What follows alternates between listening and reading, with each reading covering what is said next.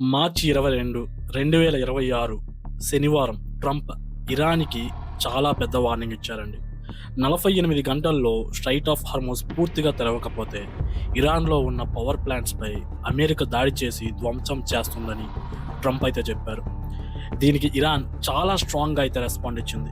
Trump బెదిరింపులకు Iran లొంగదని Iran foreign minister అయిన Abbas Araghchi సింపుల్‌గా ట్రంప్ మాటల్ని ఇగ్నోర్ చేసేశారు. అయితే ఒకవేళ అమెరికా గనక ఇరాన్ పవర్ ప్లాంట్స్‌పై దాడి చేస్తే పక్క దేశాలలో ఉన్న ఎనర్జీ ఇన్‌ఫ్రాస్ట్రక్చర్స్, డీసాలినేషన్ ప్లాంట్స్ లక్ష్యంగా చేసుకుంటామని ఇరాన్ అయితే వార్నింగ్ ఇచ్చింది. అలానే ఈసారి ఇరాన్ మొదటిసారి 4000 కిలోమీటర్ల దూరం ప్రయాణించగల లాంగ్ రేంజ్ బాలిస్టిక్ మిసైల్‌ను ప్రయోగించిందని ఇజ్రాయెల్ చెప్తోంది. ఒకవేళ నిజంగా అమెరికా ఇజ్రాయెల్ పవర్ ప్లాంట్స్ మీద దాడి చేస్తే, అలానే ఇరాన్ వేరే కంట్రీలో ఉన్న అమెరికా బేస్ ఎనర్జీ ఇన్‌ఫ్రాస్ట్రక్చర్స్‌ని ధ్వంసం చేస్తే ఏం జరుగుతుంది? మన దేశానికి ఏమైనా నష్టం కలుగుతుందా? ఆల్రెడీ బ్యారెల్ ధర $100 దాటేసింది. ఎక్కువగా మన దేశం ఆయిల్ కోసం ఈ మిడిల్ ఈస్ట్ కంట్రీస్ పైన ఆధారపడి ఉన్నాము. ఇప్పుడు నిజంగా ఈ యుద్ధం స్టార్ట్ అయితే మన కంట్రీలో పెట్రోల్, డీజిల్ ప్రైజెస్ పెరిగిపోతాయి. ఆల్రెడీ మనకు తెలిసిందే ఎల్‌పీజీ గ్యాసెస్ అన్నది ఎక్కడ పడితే అక్కడ దొరకట్లేదు. ప్రైజెస్ కూడా హైక్ అవుతున్నాయి.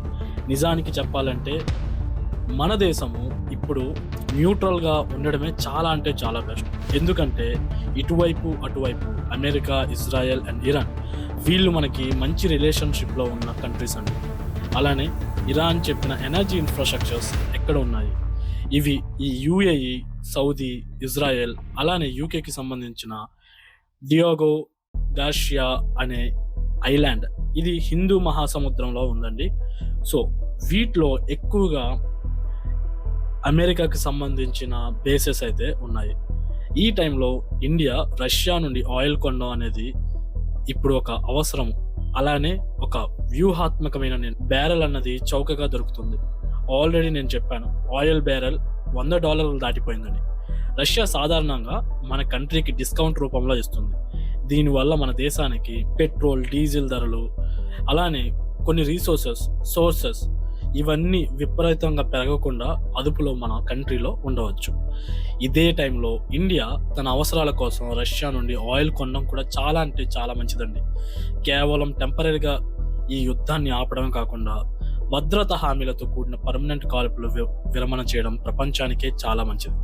నిజానికి యుద్ధం ఎవరికి మేలు చేయదు. ఎందుకంటే దీనివల్ల చాలా ప్రాణ నష్టం, ఆస్తులు కూడా నష్టం అవుతాయి. ఈ యుద్ధం ఎంత వేగంగా అయిపోతే అంత మంచిది. త్వరగా ఆగిపోవాలని నేను కోరుకుంటున్నాను. ఇలాంటి అప్డేట్స్ మరిన్ని మీకు కావాలంటే సబ్స్క్రైబ్ చేసుకోండి. జై హింద్.